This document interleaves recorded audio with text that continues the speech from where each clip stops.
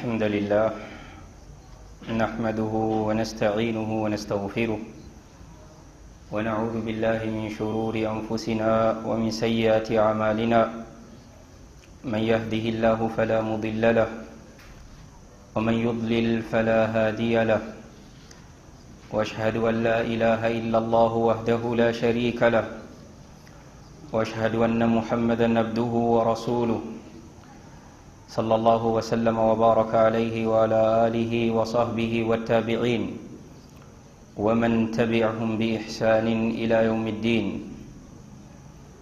أما بعد فإن أصدق الحديث كتاب الله وخير الهدي هدي محمد صلى الله عليه وآله وسلم وشر الأمور محدثاتها وكل محدثة بدعة وكل بدعة ضلالة وكل ضلالة في النار والعياذ بالله اللهم إنا نسألك الجنة ونعوذ بك من النار أما بعد فالسلام عليكم ورحمة الله وبركاته.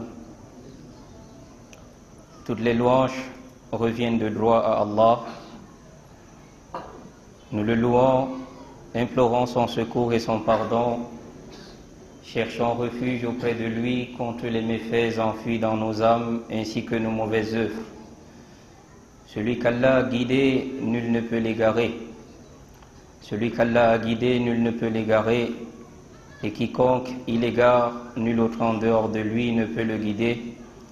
Je témoigne qu'en toute vérité, nul autre en dehors d'Allah ne mérite d'être adoré, l'unique sans associé. Et je témoigne que Muhammad a lui le salut et la paix, est le serviteur d'Allah et son envoyé, qu'Allah le mentionne de manière élogieuse auprès des anges rapprochés, ainsi que sa noble famille, ses compagnons bien guidés et tous leurs suiveurs dans le bien jusqu'au jour où l'on sera ressuscité. Suite à quoi, la plus véridique des paroles, c'est sans doute le livre d'Allah, et la meilleure des guidées, c'est la guidée de Muhammad, à lui le salut et la paix. Et certes, les pires des choses en matière religieuse sont celles qui sont nouvellement introduites dans la religion. Or, toute innovation en matière religieuse est égarement, et tout égarement est voué au feu, qu'Allah nous en préserve. Avant de poursuivre notre cours de Sira, traitant de la vie du messager d'Allah, alayhi salatu wassalam, en ce jour, j'aimerais que nous accordions notre attention sur un point essentiel. Comme vous le savez, dans la pédagogie de l'enseignement, lorsqu'on observe le noble Al-Qur'an, ainsi que la sunna du messager d'Allah sallallahu alayhi wa sallam, dans cette pédagogie d'enseignement, on trouve Al-Qasas, les récits, les histoires, l'histoire des prophètes et des pieux qui nous ont précédés. Également dans la sunna du messager d'Allah alayhi salatu wassalam, on trouve des récits.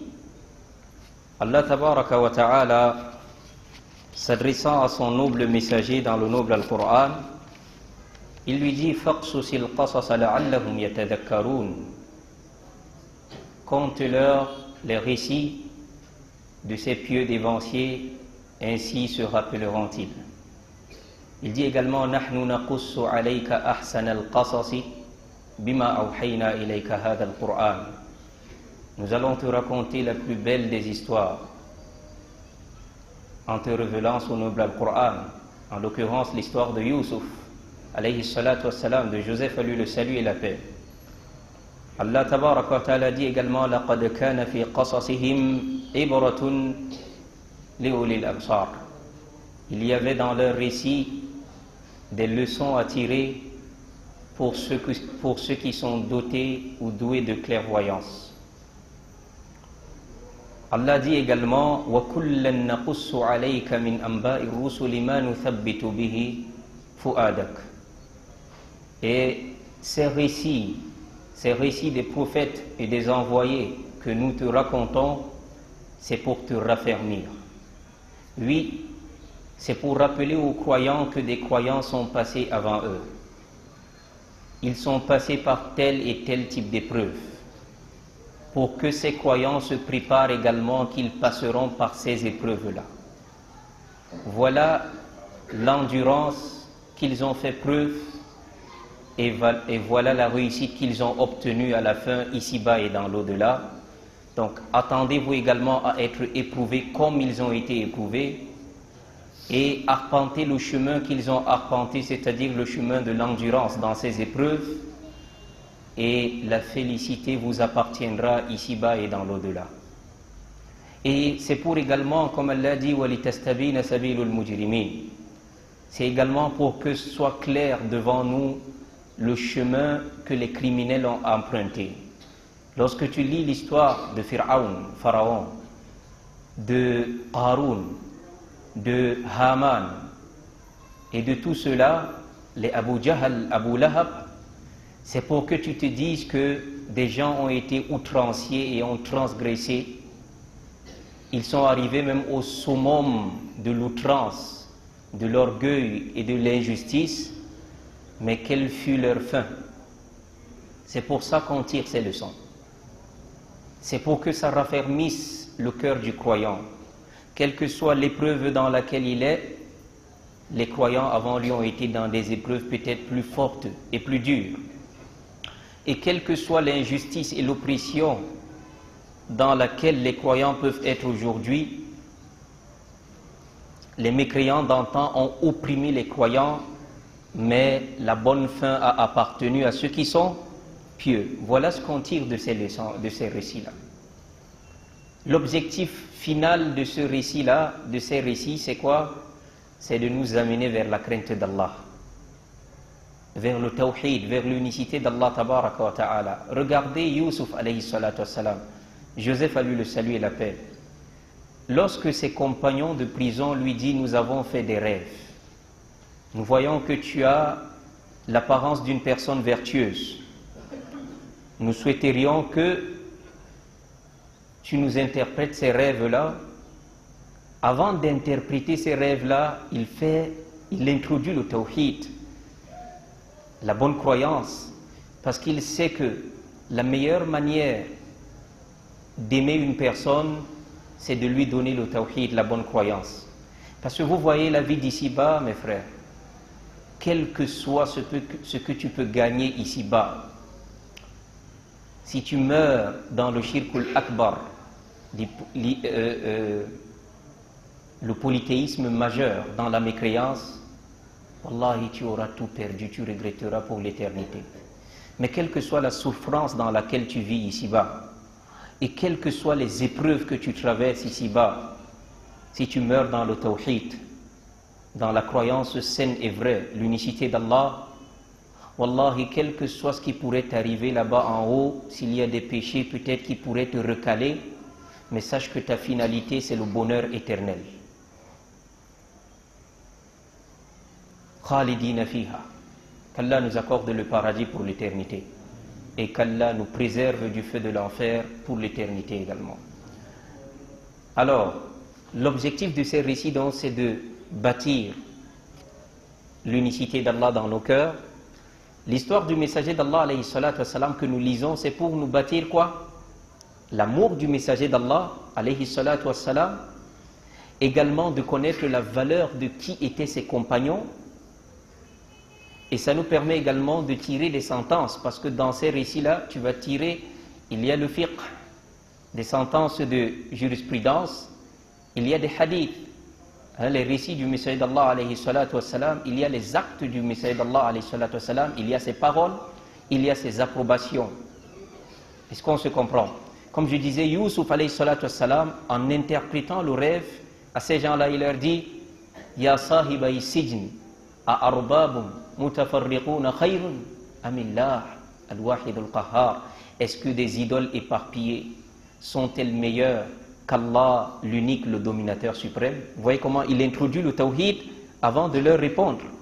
Ma ta'buduna illa asma sammaytumuha antum wa aba'ukum. Vous n'adorez que des noms que vous avez donnés vous et vos ancêtres, c'est-à-dire des idoles, des noms et des noms et des noms. Donc l'objectif de ces récits, c'est de ramener vers le tawhid, vers l'amour du messager d'Allah et la compréhension de la religion et la place des compagnons mais également des générations de mérite dans lesquelles le prophète sallam dit Khayrul Quruni, la meilleure des générations, Qarni, c'est la mienne. Thumma alladhina yalunahum, thumma alladhina yalunahum, puis ceux qui les suivent, puis ceux qui les suivent. Ces 300 années-là, ces 300 premières années de l'islam, tout c'est là-bas. Vous entendez le Sahih al-Bukhari, Sahih Muslim, Sunan Abi Daoud, At-Tirmidhi, Ibn Majah, Imam Malik. Si on commence vers la fin en remontant, Imam Ahmed, Imam Shafi'i, Imam Malik, Imam Abu Hanifa. Tout ce que vous entendez là, tout ça c'est 300 ans. C'est dans les 300 années-là. Et c'est après ces 300 années-là, ces 3 générations dont le Messager d'Allah a parlé, c'est après cela que bon nombre d'innovations ont commencé à bombarder dans la Ummah. Ça ne signifie pas qu'il n'y a pas des innovations qui ont commencé du vivant même des compagnons. Parce que ce sont les Khawarij, ceux qui excommunient la communauté de manière massive, puis se rebellent contre le dirigeant, et c'est eux qui ont tué Uthman ibn Affan. Et à l'époque de Ali, la Shia est apparue également. Donc, mais sinon, la plupart de ces innovations en matière religieuse, pour la plupart, c'est après ces 3 siècles-là. Donc je disais, l'objectif de l'histoire, c'est pour nous rappeler le tawhid, inculquer dans nos cœurs l'amour du messager d'Allah, la valeur de ses compagnons et marcher sur la trace de nos pieux devanciers, nos pieux prédécesseurs, c'est tout. Connaître l'islam tel qu'il était depuis sa révélation jusqu'à nos jours. Toutefois, lorsque les gens dévient de cela, délaissent les récits qui sont dans le Coran et également les récits qui sont dans la sunna du prophète sallam. Par exemple, le messager d'Allah nous dit il y avait parmi vous, parmi ceux qui vous ont dévancé, un homme qui a tué 99 personnes. Il y a des histoires comme ça. Il y avait parmi ceux qui vous ont précédé un aveugle, un lépreux et quelqu'un qui avait la teigne qu'Allah a envoyé l'ange pour les éprouver. Il y a des histoires comme ça. Allah a pardonné à une prostituée ses péchés pour avoir abreuvé un chien. Il y a des histoires comme ça. Mais lorsque quelqu'un délaisse les histoires du Coran, les histoires de la Sunna, pour devenir un conteur d'histoires, c'est-à-dire il vous raconte les histoires comme ça, qui sont comme des contes, entre guillemets, on parle des contes de fées, et apprenez à vos enfants qu'il n'existe pas les fées. Lorsque tu es dans les soucis, implore Allah seul sans associer. Les contes, ça devient comme des contes. On dit en patois talul talul. Ça devient comme des contes. On ne connaît pas l'authenticité. D'où tu sors cette histoire? Les savants mettent en garde depuis les premières générations, depuis nos salaf, as-salih, jusqu'à aujourd'hui, ils mettent en garde contre ce type d'histoire et les conteurs d'histoire également. C'est vrai, de manière religieuse, les gens peuvent se spécialiser dans les domaines. On a des gens qui se spécialisent dans le fiqh. Il est un savant dans le fiqh.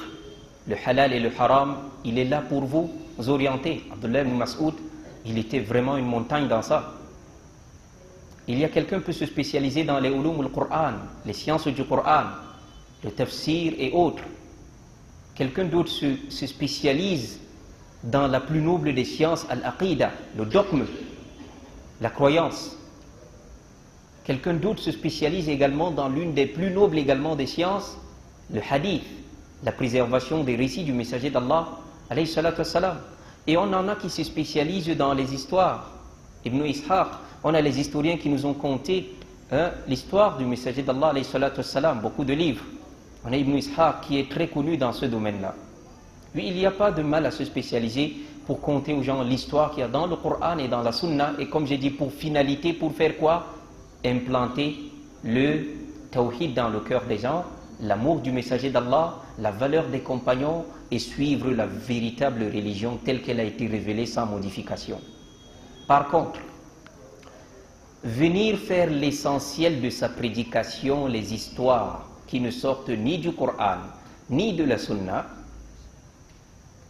des histoires dont on ne connaît pas l'authenticité, alors que la communauté est dans le besoin de connaître son fardu ayn, c'est-à-dire ce qui lui est obligatoire individuellement, parmi lesquels connaître son aqidah, qui est la clé de son paradis, connaître sa bonne croyance, connaître sa prière, son jeûne, et tu prends tout le temps des gens avec des histoires et des histoires. Aujourd'hui encore j'ai une histoire, puis on en tire des leçons, j'ai une histoire. Je vous demande, quelqu'un pourrait dire que oui, mais ces histoires-là ont un impact sur les âmes. Vous-même, vous savez que la plupart des histoires que nos grands-mères nous racontaient quand on était petits pour nous endormir, rien de cela n'est vrai. Parfois, on fabrique une histoire pour inculquer aux enfants le courage. On vous dit que tel était tel. Mais si à la base, le moyen qu'on emprunte pour éduquer cet enfant, c'est le mensonge. Parce que dès qu'il grandit, il sait que c'est le mensonge, mais vous lui apprenez le mensonge quelque part. L'islam ne nous enseigne pas que seule la fin justifie les moyens. Non, non, non, non, non. Il y a un principe chez les gens de la sunna, al-wusul ila al-natija la yadullu ala husni tariqa. Le fait d'atteindre son résultat, le fait d'atteindre l'objectif escompté ne montre pas que le chemin qu'on a employé est bon. Est-ce qu'on se comprend? Sans contrainte aucune, parce que selon la contrainte, si je suis en danger de mort, il pourrait m'être permis de manger ce qui était à la base illicite, n'est-ce pas? Maintenant, sans contrainte aucune, s'il vous plaît, si quelqu'un mange le porc, va-t-il se rassasier ou il ne se rassasie pas? Il va se rassasier, non? Mais le moyen par lequel il est passé pour se rassasier, Allah aime ce moyen-là. Quelqu'un qui veut un enfant, s'il fornique, il ne peut pas avoir un enfant? Il va l'avoir, non? Mais est-ce que c'est la voie qu'Allah a prescrite pour gagner l'enfant? La voie, c'est le mariage. Quelqu'un qui va chez un devin, un charlatan pour faire la voyance, il se pourrait que parmi les prédictions de ce voyant, une soit la vérité. Parce que le prophète sallallahu alayhi wa sallam nous dit que ces gens travaillent avec des démons qui font une forme d'échelle jusqu'à arriver au ciel pour entendre les conversations des anges et les décrets d'Allah. Et parfois ils peuvent parvenir à dire cela aux charlatans avant que l'étoile n'ait eu à les bombarder. Ainsi le charlatan dit une vérité et il masque cela avec plusieurs mensonges. Oui, il se peut que le charlatan lui a dit quelque chose de vrai et ça l'a aidé. Il a atteint son objectif, mais est-ce que la voie dont il a pris pour chercher qu'est-ce qui va lui arriver demain, là, cette voie-là, Allah aime ça?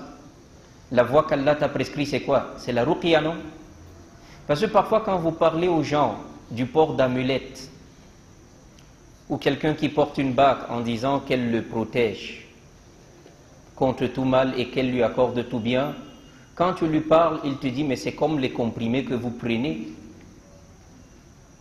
On lui dit non, les comprimés qu'on prend, il n'est pas interdit de prendre la cause, mais de se remettre à Allah tabaraka wa ta'ala. Et cette fois, cette cause-là, elle est légiférée, parce que le messager d'Allah a dit, soignez-vous aux communautés de Muhammad.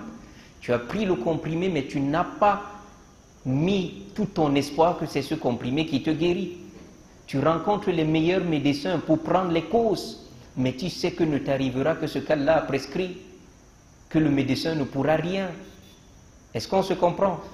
Tu fais ton champ, tu plantes, mais tu ne commences pas déjà à calculer que le champ, s'il va m'apporter 2 millions. Non.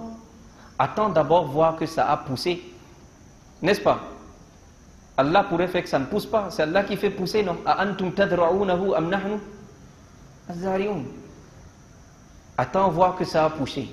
Et quand ça a poussé encore, attends voir que ça a grandi, que la pluviométrie a été bonne, la pluie a été bonne, que les asticots et tout cela ne sont pas venus manger. Attends voir que tu n'as pas fait de perte. Et tu pourrais même ramasser tout cela, tu fais des sacs, tu mets tous tes oignons dans ton camion, ça a bien poussé, tu as même empaqueté, mais en route tu fais une perte. Tu prends la cause, mais tu te remets à Allah, quand la cause elle est légiférée. Mais celui qui attache une amulette, et il dit également qu'il est semblable à toi qui as pris un comprimé, mais non, la cause que tu as pris à la base, elle n'est pas légiférée. Il vous est légiféré pour chercher protection auprès d'Allah, de lire Ayat al-Kursi avant de dormir. Un ange ne cessera de veiller à vos côtés. De lire Aman al-Rasoul jusqu'à la fin, chaque nuit, et Jérusalem dit que ça te suffira. De lire Qul huwa falaq et nas à la fin de chaque prière, ça te suffit contre tout. A'udhu bi kalimatillahi tammati min sharri ma khalaq. Je cherche refuge auprès des paroles parfaites d'Allah contre le mal de tout ce qu'il a créé. Bismillahi alladhi la yadurru ma'asmihi shay'un fil ardi wa la fis sama' wa huwa as-sami'ul alim. Au nom d'Allah par lequel rien ne peut me nuire ni dans les cieux ni sur terre, il est l'audient, il est l'omniscient. Voilà ce par quoi on t'a demandé de chercher protection auprès d'Allah. Et comme je l'ai dit donc, al-wusul ila al-natija la yadullu ila husni at-tariqa. La fin ne justifie pas les moyens. Donc, c'est pas parce que le résultat est escompté. Ça montre que ce que tu fais est bien. Comme je vous l'ai dit, quelqu'un peut chercher un enfant par la fornication, il va avoir l'enfant. Il a eu le résultat qu'il voulait, mais est-ce que la voie par laquelle il est passé pour avoir cet enfant, Allah aime ça? Non, Allah lui a prescrit le mariage pour avoir un enfant. Quelqu'un peut voler pour avoir de l'argent, il a eu le résultat qu'il voulait, mais est-ce que c'est la voie qu'Allah a prescrit? Donc c'est la même chose ici. Quelqu'un qui conte des histoires, qui ne relève ni du Coran ni de la Sunna, et qui dit que ça donne des résultats, on va lui demander, mais est-ce que cela empêche que ce récit que tu viens de dire n'est pas authentique? On ne retrouve ça dans aucun livre, avec aucune chaîne de transmission. Le prophète sallallahu alayhi wa sallam n'a-t-il pas dit Kafa bil mar'i kadiban an yuhadditha bi kulli ma sami'? Il suffit à une personne d'être menteuse que de parler de tout ce qu'elle entend. Également, ne vois-tu pas qu'à travers cela, tu éloignes les gens de la science religieuse, de chercher ce qui est fardu ayn, qui est Allah, c'est qui son messager, et quelle est cette religion qui a été révélée vers son messager, et qui sera la seule clé, inna ad-dina indallah al-islam. Donc, depuis nos pieux prédécesseurs jusqu'à aujourd'hui, il y a toujours eu une mise en garde contre les conteurs d'histoire, qui sortent du Coran, qui sortent de la Sunna, et commencent à forger des histoires comme ça. Et vous allez constater que l'ensemble des sectes, parfois des groupuscules égarés dans l'islam, la plupart de leurs prédications sont basées sur les histoires. Chez les soufites, par exemple, quelqu'un va te raconter des histoires des saints qui ne tiennent pas debout. Il était là-bas, il voulait aller à la Kaaba, on l'a empêché, puis il a fait comme ça, la Kaaba même est venue à lui. Des histoires, tu te demandes, ça sort d'où ça? Chez les Jama'at al-Tabligh, également, pour la plupart du temps, c'est des histoires. Parce que quelqu'un qui n'a pas le ilm, la science, il va vous enseigner quoi? Les obligations de la prière, les actes annulatifs de la prière. Non, il vient seulement, il raconte des histoires. Et il sait que ça captive les cœurs. Ça captive les cœurs. Regardez les paroles de deux grands savants, parmi lesquels le Cheikh Salih al-Fawzan et le Cheikh Muhammad Nasiruddin al-Albani. Muhammad Nasiruddin al-Albani, rahmatullahi alayhi, qu'Allah lui fasse miséricorde. Et également, Cheikh Salih al-Fawzan, qu'Allah le préserve. On lui a demandé à Cheikh Salih al-Fawzan, Limada haddar al-salaf al-salih min al-qassasin. Pourquoi est-ce que les salaf al-salih, les pieux prédécesseurs, ont mis en garde contre les conteurs d'histoire?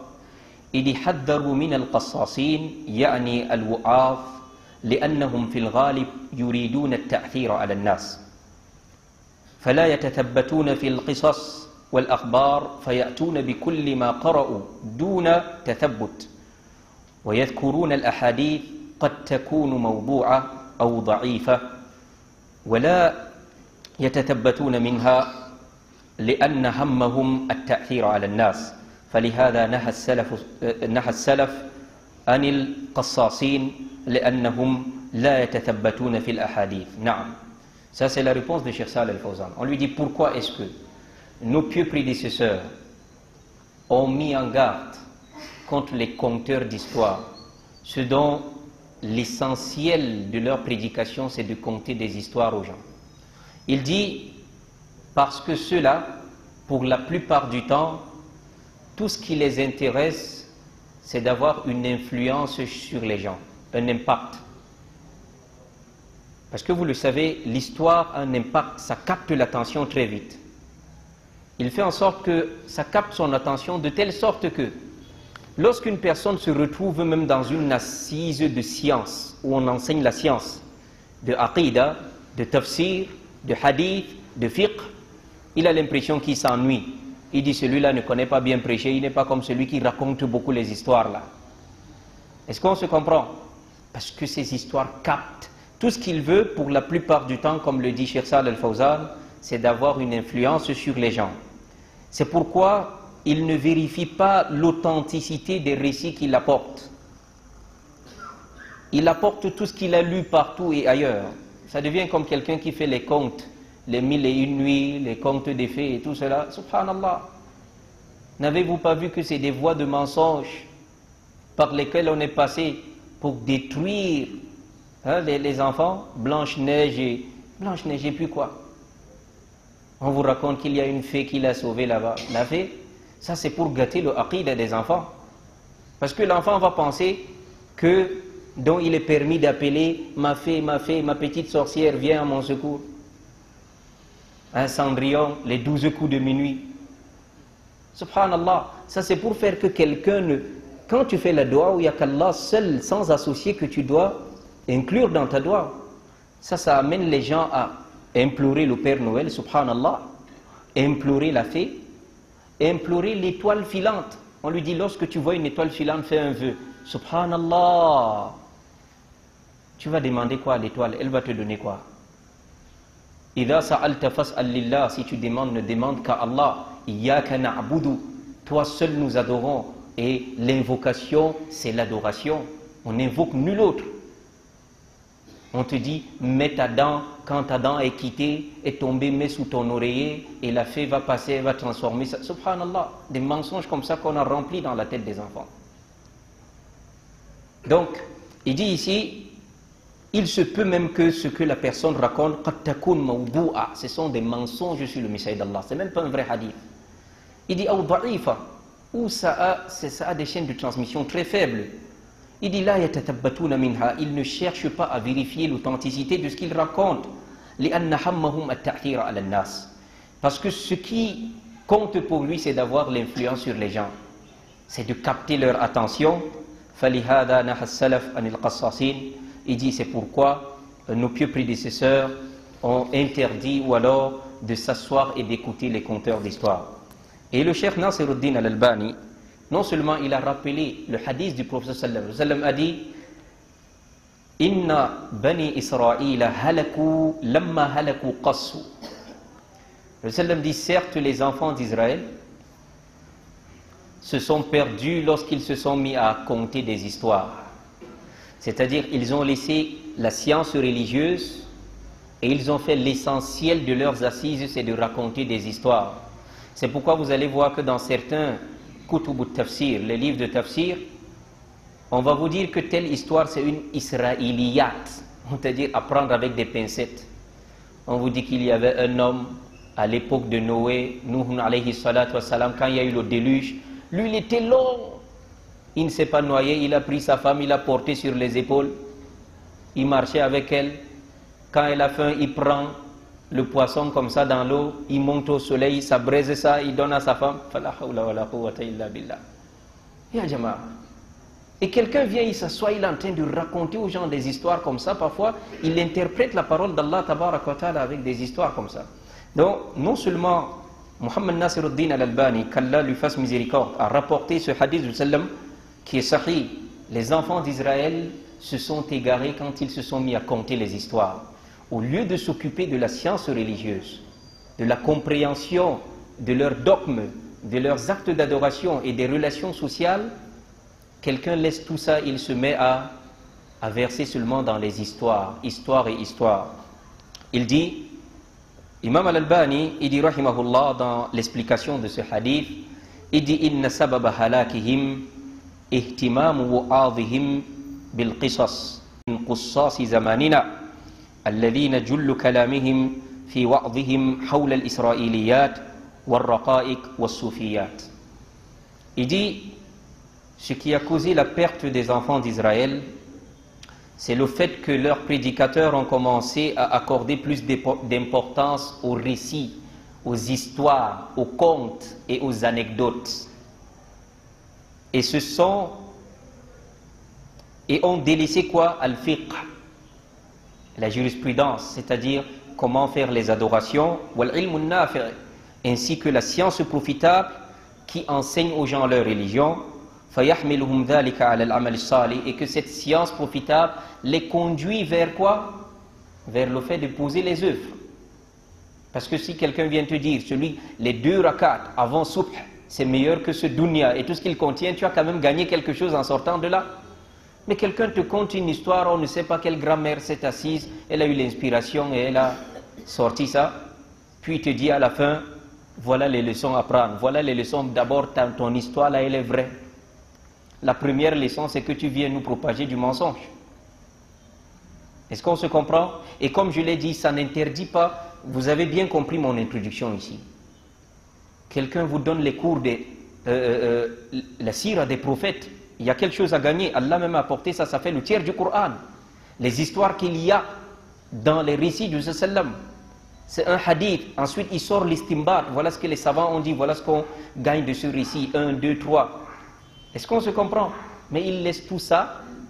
Si les histoires du Coran et de la Sunna ne te suffisent pas, mais toi aussi, ce n'est pas les livres des contes qui vont te suffire. Qu'Allah nous en préserve. C'est pourquoi il dit Wahada.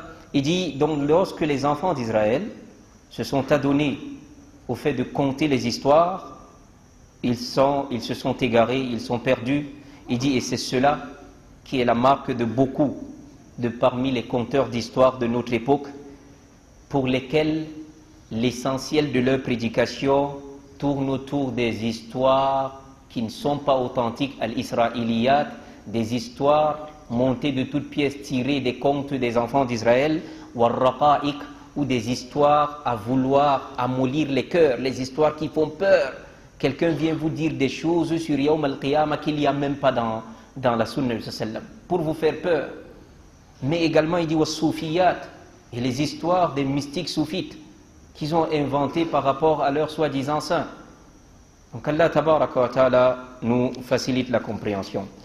Voilà un peu, vous allez voir depuis l'époque de nos salafs quelle a été la parole de nos pieux prédécesseurs. Vous avez vu 2 savants parmi les contemporains, l'un vivant encore, qu'Allah lui accorde de longue vie dans l'obéissance d'Allah et qu'Allah fasse qu'on profite de sa science, en l'occurrence le Cheikh Salih al-Fawzan, et l'un qui est déjà décédé, le Cheikh Mohammed Nasruddin al-Albani, qu'Allah lui fasse miséricorde.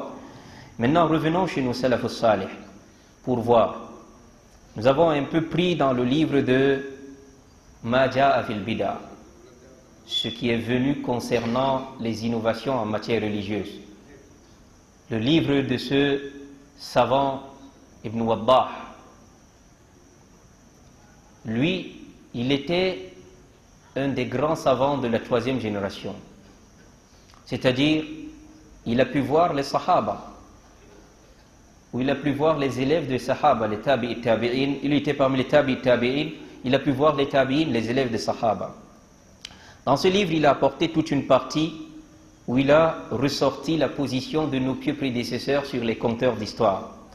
Il dit, le premier ici comprend ici, il dit Haddathani Muhammad ibn Waddah an Yaqub ibn Ka'b an Isa ibn Yunus an ibn Abi Layla an al-Hakam ibn Utayba قال سألت عبد الرحمن ابن أبي ليلى عن القصص فقال أدركت أصحاب محمد صلى الله عليه وسلم يتجالسون ويحدث هذا بما سمع ويحدث هذا بما سمع فأما أن يجلسوا لهم خطيبا فلا.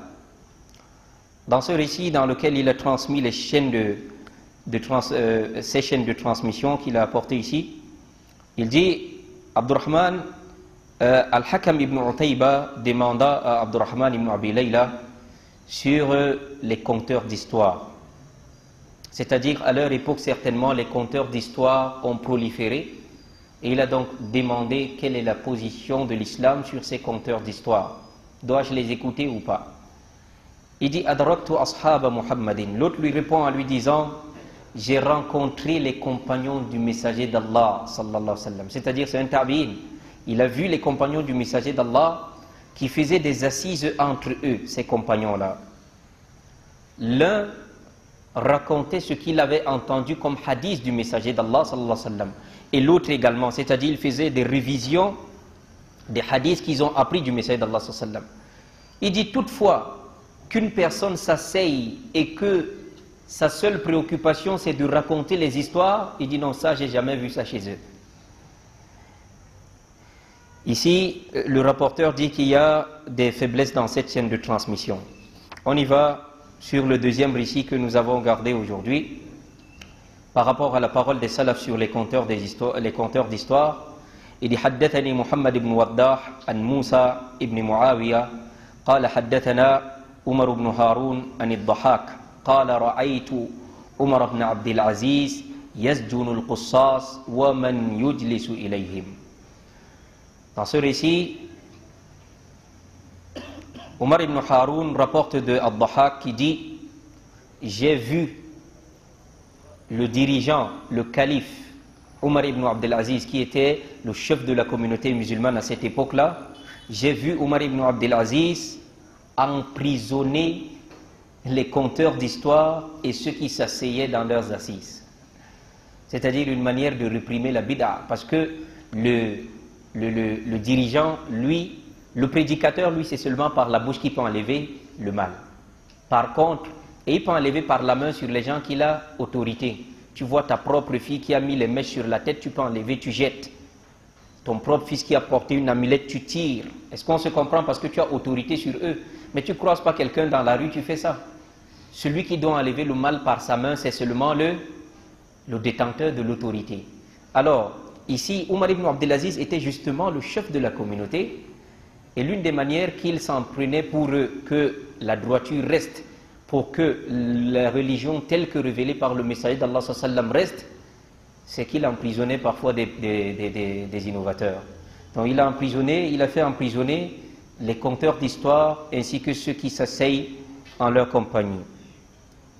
Également, ici, il dit, il y a dans la chaîne de transmission certaines personnes dont certains savants voient qu'ils sont faibles quand il y a une chaîne de transmission avec eux. Par contre, certains voient que c'est une chaîne de transmission bonne. Il dit également Haddathani ibn Waddah, ibn Abi Ayyub, ad-Dimashqi, Sulaiman. Il dit Ibn, où il a douté Ibn Bint شرحبيل قال حدثنا صمرة بن ربيعة قال سمعت سفيان الثوري وسأله عمر بن العلاء اليماني فقال يا أبا عبد الله أستقبل القاص فقال ولوا البدع ظهوركم. Ici, on demanda à Sufyan al-Thawri, quelqu'un lui demanda, est-ce que je dois accorder mon attention aux conteurs d'histoire? Dois-je accueillir? Dois-je m'orienter vers celui qui compte les histoires?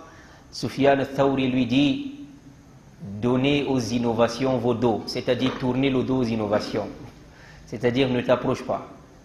Donc vous voyez ici que Sufyan al-Thawri fait comprendre que c'est une chose qu'il n'y avait pas de l'époque du messager d'Allah sallallahu alayhi wa sallam. Également, l'autre récit ici, حدثني محمد بن وضاح عن عبد الله بن محمد قال حدثنا شبابة قال حدثنا عقبة بن حريث قال سمعت ابن عمر وجاء رجل قاص فجلس في مجلسه فقال له ابن عمر قم من مجلسنا فأبى أن يقوم فأرسل ابن عمر إلى صاحب الشرطة أقم القاص قال فبعث إليه فأقامه.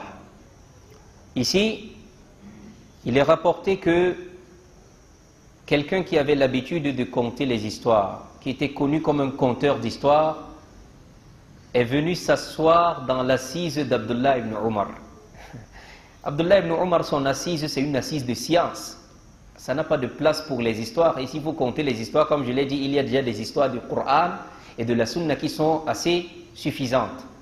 Une personne qui fait dans les histoires à dormir debout dont on ne sait même pas quelle est l'authenticité, est venue s'asseoir dans l'assise d'Abdullah ibn Omar.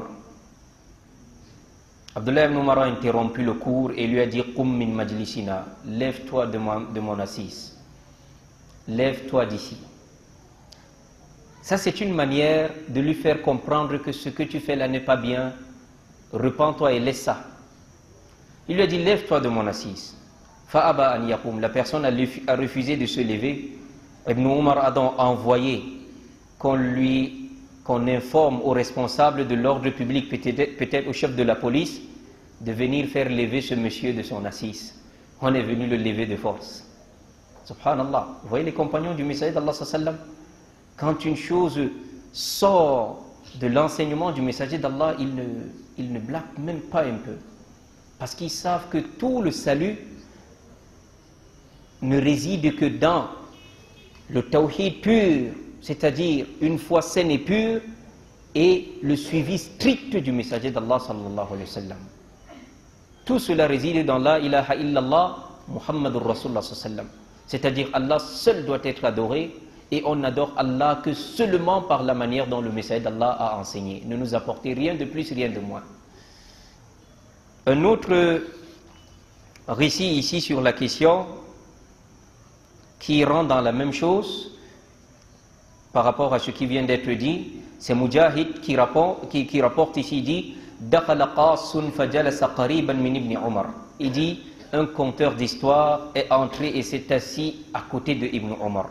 Faqala lahu qum. Il lui a dit, lève-toi à côté de moi. Fa'aba an yaqum. La personne a refusé de se lever. Fa'arsala ila sahibi shurta. Il a envoyé qu'on appelle le chef de la police pour le faire lever. Une autre également, Ibn Waddah, il dit wa sami'tu Ibn Waddah yaqul fil qussas. J'ai entendu Ibn Waddah dire concernant les conteurs d'histoire, la yambaghi lahum an yabitu fil masajid. Il ne leur convient pas de dormir dans les mosquées. Donc vous voyez que les trucs qui s'apparentent à Jamaat al-Tabligh, c'était déjà à leur époque là. Des gens qui viennent dormir dans les mosquées. Il dit, il ne leur convient pas de dormir dans les mosquées. On connaît que l'islam nous a prescrit ce qu'on appelle l'itiqaf. C'est pour cette circonstance que le messager d'Allah sallallahu alayhi wa sallam dormait dans la mosquée. Mais que des gens sortent 3 jours, 40 jours, 4 mois, viennent occuper votre mosquée. Vous avez votre dalil ou vous avez pris cette pratique de qui? Est-ce qu'on se comprend? Rien, ils n'ont aucune preuve sur cette pratique-là. Si ce n'est le rêve du fondateur, qui est Muhammad Ilyas, qui a rêvé un nouveau tafsir, une nouvelle interprétation d'un verset qu'on connaît déjà l'interprétation Kuntum khayra ummatin ukhrijat linnas. Alors ici, il dit il ne convient pas de laisser les raconteurs d'histoires dormir dans les mosquées. Il dit wala yutraku an yabitu fiha, et qu'on ne doit pas les laisser, c'est-à-dire que les propriétaires des mosquées ne les laissent pas dormir dedans. Regardez ici, vous savez, il y avait ce qu'on appelait les Ahl Soufa. Les Ahl Soufa, c'était des gens pauvres à l'époque du messager d'Allah. Ils n'avaient pas d'abri, ils n'avaient pas où dormir. Parce que ceux-là prennent souvent cet argument-là. Ces gens, le messager d'Allah sallallahu alayhi wa sallam les a hébergés dans sa mosquée pour un temps. Et quand la situation de l'islam a changé, il y a eu le Baytul Mal et on leur a trouvé les maisons, on les a renvoyés dans leurs maisons. Les mosquées ne sont pas faites pour dormir dedans, sauf au moment d'itiqaf et tout cela. Il y a une ibada qui est déjà pour ça. Qu'Allah nous facilite. Également, il dit, le récit suivant, il dit حدثنا محمد بن وضاح عن موسى ابن معاوية قال حدثنا ابن مهدي عن سفيان عن عبيد الله عن نافع قال لم يقص على عهد النبي صلى الله عليه وسلم ولا أبي بكر ولا عمر ولا عثمان وأول ما كانت القصص حين كانت الفتنة. Ici, An-Nafi', il dit les conteurs d'histoire ne sont pas apparus à l'époque du Messager d'Allah. On n'avait pas ce genre de personnes qui s'asseyent que pour raconter les histoires qui ne relèvent ni du Coran ni de la Sunna, des histoires qu'eux-mêmes ils ont fabriquées comme ça. Ces genres de conteurs d'histoire, ils n'existaient pas du vivant du Messager d'Allah. Donc cette pratique, il n'y avait pas. Il dit ni au califat d'Abu Bakr, ni au califat de Omar, ni au califat de Uthman. Il dit mais cette pratique a commencé quand? Des conteurs d'histoire, lorsque la fitna, le grand malheur, la tentation, les troubles sont tombés sur la Ummah. Et à quel moment? Vous avez vu qu'il a dit Uthman, il n'a pas dit Ali ici. La fitna, les troubles, les tentations ont commencé dans cette Ummah lorsqu'on a assassiné Uthman ibn Affan. Parce que c'est là que l'étendard des innovateurs est apparu clairement. On a eu des chiites, on a eu les Khawarij, et après on a eu tout ce qui est venu par la suite, les Asha'ira, les Jahmiya, les Qadariya et tout cela. Et jusqu'à aujourd'hui, on ne cesse de voir ces proliférations des sectes qui dévient de la voie laissée par le messager d'Allah, alayhi salatu wassalam. Alors il dit, c'est à cette période-là de la fitna que l'ensemble des conteurs, les conteurs d'histoire ont commencé à apparaître. Un autre récit ici également, c'est, il dit, حدثني محمد بن وضاح قال حدثنا موسى بن معاوية عن عبد الرحمن بن مهدي عن سفيان عن الأجلح عن ابن أبي الهذيل عن عبد الله ibn Khabbab. Khabbab ici c'est le compagnon généreux Khabbab ibn al-Arat. Donc il dit al-Khabbab ibn al-Arat an Abi. فقال قال إنما هلكت بنو إسرائيل حين قصوا. Le hadith que vous connaissez, que le Messager d'Allah sallam a dit, certes les enfants d'Israël se sont égarés, ils se sont perdus lorsqu'ils se sont mis à conter des histoires et ont délaissé la science profitable, qu'Allah nous en préserve. Et également, ce récit, il dit حدثني عن موسى عن ابن وحدثني عن موسى عن ابن مهدي عن سفيان عن همام ابن الحارث التيمي قال لما قص إبراهيم التيمي أخرجه أبوه من داره وقال ما هذا الذي أحدثت. Ibrahim al-Taymi, c'est un grand savant. Et parmi nos salafs, qu'Allah lui fasse miséricorde. Ici, on nous rapporte que, certainement avant qu'il ait la science qu'il a eue par la suite, il est tombé dans ces histoires de raconter les histoires-là. Il est tombé dans ces pratiques-là. Et quand il a commencé à faire ça, à raconter les histoires, akhrajahu abuhu min darihi, son père l'a chassé de la maison. Regardez nos salafs. Wallah, son fils fait la bid'a, il les chasse de la maison. La hawla wa la quwwata illa billah. Dès que son fils s'est mis à conter les histoires bizarres qu'il n'avait pas, comme je vous ai dit, qu'est-ce qui est mauvais dedans? Un, la chaîne de transmission n'est pas vérifiée. Deux, parfois c'est de mentir sur Allah et le messager. J'ai vu une histoire qui s'est propagée là. On dit qu'un homme est sorti de sa maison pour aller à la prière de Subhi. Puis, il a glissé, la boue a sali ses habits.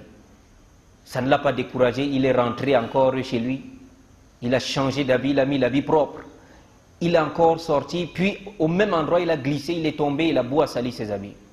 Il est encore rentré, il a changé ses habits. Quand il est sorti, arrivé au même endroit, il a trouvé un homme qui avait la lampe qui lui a dit « Je vais te montrer le chemin » jusqu'à ce qu'ils sont arrivés à la porte de la mosquée. Il dit à l'homme là, toi tu es qui? L'homme là lui dit, je suis shaitan. Vous entendez les histoires? Ça n'a même pas, je dis, ça n'a pas de chaîne de transmission. Dans aucun livre de sira, vous allez, de hadith, vous allez trouver ça. La personne lui dit, je suis shaitan. Lorsque tu es sorti pour la première fois pour aller à la mosquée, j'ai voulu te décourager, je t'ai fait glisser. Mais quand tes habits se sont salis et tu ne t'es pas découragé, tu es rentré à la maison, le temps de revenir, cette fois-là, Allah t'a pardonné tous tes péchés. Ouais, c'est déjà le mensonge sur Allah. Puis lorsque tu es revenu la seconde fois, quand je t'ai fait tomber, Allah a pardonné à toute ta famille. J'ai craint que la troisième fois, Allah pardonne à tous les gens de la terre. C'est pourquoi moi-même, je t'ai escorté jusqu'à la mosquée. Et vous voyez un prédicateur prend une histoire comme ça, il ne la vérifie pas, il monte sur le mimbar avec. Alors que le sallam dit, celui qui ment sur moi muta'ammidan, celui qui ment sur moi sciemment, qu'il prépare sa place en enfer, subhanallah. Allah dit, wa an taqulu ala Allahi ma la ta'lamun. Le péché de dire sur Allah ce que tu ne sais pas est pire que le shirk. C'est pire que l'idolâtrie. C'est ça qui a même accouché tout ce que vous voyez comme égarement dans la religion. Si tu ne sais pas, dis la adri, je ne sais pas. Mais venir comme ça, vous êtes que dès qu'on t'envoie une histoire, on t'envoie un hadith dans ton inbox, toi également tu es le premier à envoyer ça. Tu as d'abord vérifié l'authenticité. Tu as quelqu'un qui t'envoie une belle histoire à méditer. Je dis, mon frère, je n'ai pas encore terminé avec les histoires du Coran. Il y a l'histoire des Zannoun, même des Dhul-Qarnayn, il me reste encore à lire quelques pages sur ça. Je n'ai pas terminé avec ça, pardon, garde ta part tes histoires de aujourd'hui encore Toto a fait fort, Toto a fait fort. La hawla wa la quwwata illa billah.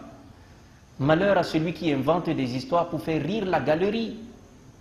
C'est ce que le messager d'Allah sallallahu alayhi wa sallam dit. Le métier de comment il s'appelle là, de comédien là, c'est ça non? Inventer les histoires pour faire rire les gens. Le messager d'Allah dit malheur à ceux qui inventent les histoires pour faire rire la galerie. Le croyant ne ment pas. Le sallam dit que je garantis une maison au paradis. J'ai oublié, il a dit au milieu du paradis. Il a dit au rez-de-chaussée pour celui qui délaisse une dispute, même quand il a raison. Et au milieu du paradis pour celui qui délaisse le mensonge même dans ses blagues. Une dame, une vieille dame, elle demande au messager d'Allah, vais-je entrer au paradis? Le messager d'Allah a voulu blaguer avec elle. Il lui dit, les vieilles dames n'entrent pas au paradis. Il y a un mensonge dans cette blague-là? Aucun mensonge.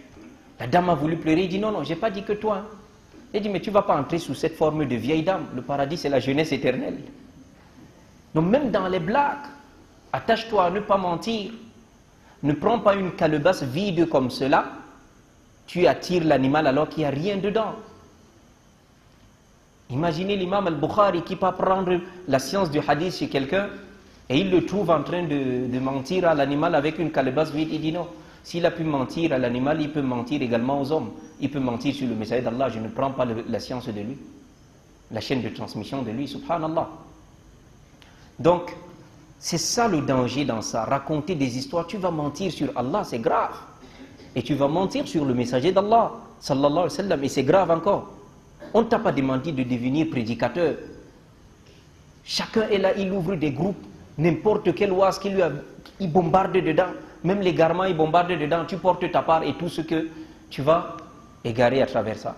Tous les hadiths qu'on t'a envoyés, le ramadan commence dans 2 mois, le prophète dit que le premier a annoncé, tu as vu le prophète Oupou dit que le ramadan va commencer en mars. Le premier a annoncé, des mensonges comme ça. Donc Allah tabaraka wa ta'ala nous facilite. Donc quand Ibrahim al-Taymi s'est mis également à raconter les histoires, quand on dit quelqu'un raconte les histoires, vous savez que même dans le langage courant, quand tu parles, quelqu'un dit tu racontes les histoires, c'est-à-dire tu mens. C'est pourquoi on dit conteur des histoires. Quand Ibrahim al-Taymi s'est mis à raconter les histoires, son père l'a chassé de la maison. Parce que c'est pour lui faire comprendre, c'est grave. Avec ce que tu viens de commencer, là tu vas te retrouver à mentir sur Allah et le messager. Et c'est la pire des choses qui puissent t'arriver, qu'Allah nous en préserve. Parmi les derniers récits qu'on prend dans ce bab-là, il dit Haddathani an Moussa wa Haddathani an Moussa an Ibn Mahdi an Abi Sulaiman an Yazid al-Rashak an Khalid il dit Ibn Akhi Safwan Ibn كنا في مسجد المدينة وقاص لنا يقص علينا فجعل يختضر أو يختصر سجود القرآن فيسجد ونسجد معه إذ جاءه شيخ فقام علينا فقال لئن كنتم على شيء إنكم لأفضل من أصحاب رسول الله صلى الله عليه وسلم فمضى فسألنا عنه فقلنا من هذا الشيخ فقالوا هذا عبد الله بن عمر. Dans ce récit, il est dit que dans la mosquée de Médine, quelqu'un s'était assis pour raconter des histoires comme ça. Donc il raconte des histoires. Et quand il raconte une histoire, ça étonne les gens. Parce que l'objectif de l'histoire, ça c'est vous faire pleurer, ou vous faire rire, ou toucher votre émotion, ou vous faire peur. Quelqu'un raconte une histoire qui ne tient pas debout. Yawm al-Qiyamah, ceci, cela, il accorde des hadiths qui ne sont même pas vérifiés. Il dit, il y avait quelqu'un qui racontait des histoires, et quand ils étaient étonnés, ils lisaient les versets dans lesquels il y a le sujoud. C'est-à-dire, quand il finit une histoire, il lit un verset où il y a la prosternation, et ils se prosternent tous. Puis ils se rasseyent encore. Il faisait ainsi. Il dit, puis, un vieil homme est entré dans la mosquée, il s'est assis comme ça, il nous a regardé longtemps. Puis il s'est levé, il nous a dit, La in kuntum ala shay. Si vraiment ce que vous faites là, c'est quelque chose de bien, c'est quelque chose de considérable auprès d'Allah, la afdalu min ashabi rasulillah. Alors à partir d'aujourd'hui, vous êtes meilleurs que les compagnons du messager d'Allah, sallallahu alayhi wa sallam. Parce que vous faites des choses qu'eux ils n'ont pas fait. Si vraiment Allah agresse ce que vous faites là, c'est que vous êtes devenus meilleurs qu'eux, parce que vous avez fait des adorations qu'eux ils n'ont pas fait. Hudhayfa ibn al-Yaman disait, Kullu ibadatin lam yata'abbadha ashabu rasulillahi sallallahu alayhi wa sallam, fala tata'abbadu biha. Toute adoration par laquelle les sahaba n'ont pas adoré Allah avec, n'adore pas Allah. Si quelqu'un vient te dire que tel donne la récompense, ça amène au paradis, ça préserve de l'enfer, et que tu trouves qu'aucun des sahaba n'a jamais eu à faire ça, c'est que ce n'est pas une adoration. Parce que tout ce que Allah a enseigné aux messagers, il leur a enseigné et ils ont tout pratiqué. Wallahi al-azim. Donc, ici il leur dit, on appelle ça mathun tahtahu dham. C'est comme, c'était des éloges, mais c'est plutôt des reproches.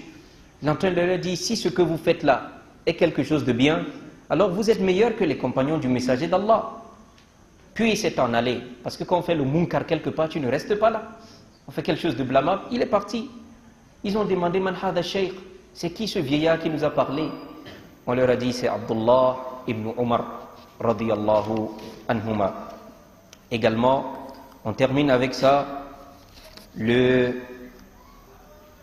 Abu Hilal dit également, Haddathana Muawiya ibn Qurra qala kunna idha ra'ayna ar-rajula yaqussu qulna hadha sahibu bid'ah.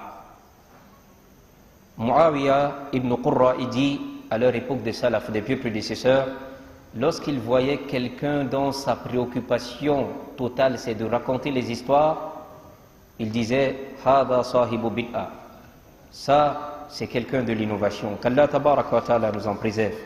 Donc l'objectif ici, c'est de nous dire que ces histoires qui sont dans le Coran et dans la sunna du messager d'Allah sallallahu alayhi wa sallam sont amplement suffisantes pour exhorter, pour nous rappeler vers le tawhid, pour inculquer la crainte d'Allah dans nos cœurs, l'amour de son messager, la véritable valeur des compagnons et de suivre également la véritable religion telle que révélée. Nous n'avons pas besoin d'histoires forgées de toutes pièces, parce que ce qui a perdu les communautés qui nous ont précédés, c'est quand ils ont délaissé la science profitable et ils se sont adonnés à conter des histoires qui ne sont pas, pour la plupart du temps, des histoires authentiques. Donc, ce qui a été dit de vrai et de bien ici provient d'Allah tabaraka wa ta'ala. Les erreurs et les manquements proviennent de nous-mêmes. Qu'Allah tabaraka wa ta'ala nous fasse comprendre cette religion telle qu'il l'a révélée, telle que le messager d'Allah sallallahu alayhi wa sallam a enseigné à ses compagnons et telle que ces derniers l'ont pratiquée. Qu'Allah tabaraka wa ta'ala pardonne nos erreurs.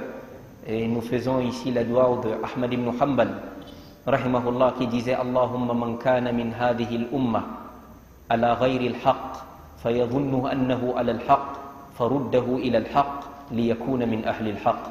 Oh Allah, toute personne dans cette communauté qui est dans une chose autre que la vérité avec laquelle le messager d'Allah est venu et pense plutôt qu'il est sur la vérité, oh Allah, ramène-le vers la vérité afin qu'il soit parmi les gens de la vérité. Qu'Allah rassemble nos cœurs sur le livre d'Allah, la sunna de son messager et la compréhension de nos pieux prédécesseurs. Qu'Allah nous pardonne, qu'Allah nous guide tous et qu'Allah nous accorde une bonne fin.